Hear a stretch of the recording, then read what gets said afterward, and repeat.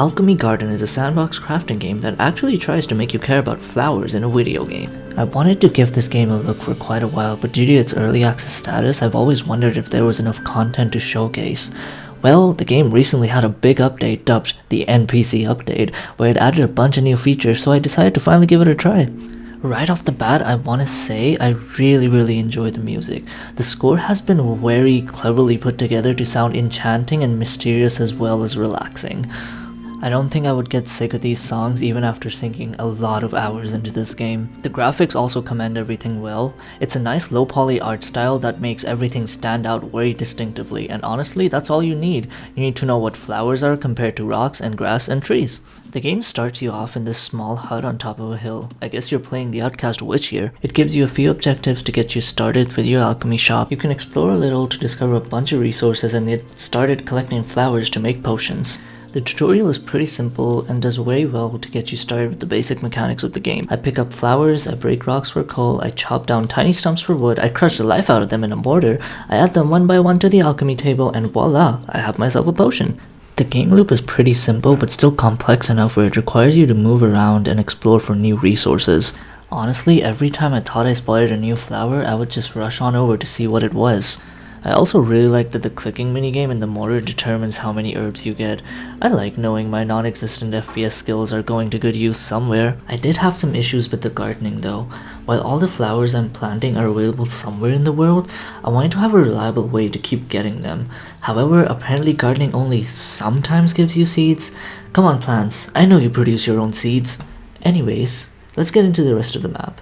Following down the path from your house, you get to this quaint little village being overlooked by a windmill, which I guess is just for show, and most of these buildings are also just for show. The village has a shop you can visit to get some equipment and decorations, a bulletin board for additional quests you can complete, and a little shop you can run on your own, which I'll get to later. Now I know the villagers are supposed to be the main addition of this update, but honestly they were probably the least exciting part for me about this game.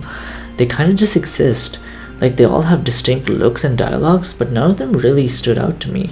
All the dialogue just seems to be filler, and I don't think I really care about any of these people. One of my favorite games of all times, and possibly the game that really got me into crafting games as a whole, is Stardew Valley. And one of the main things that really drew me to Stardew was the fact that all the NPCs had a personality of their own. I actually wanted to get to know all of them.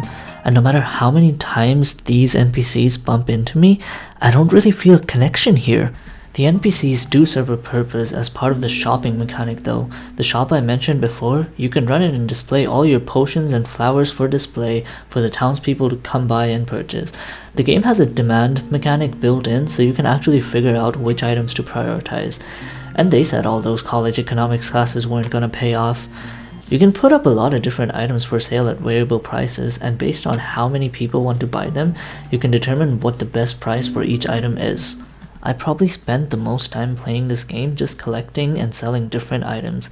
Sure, I just ran 2 meters and picked up this flower, but if this lady wants to pay for it, who am I to tell her no? Thank God for capitalism. So the game is still very much in early access, and there really isn't much to spend your money on apart from decoration. So I spent all my hard-earned cash on a nice little jack-o'-lantern.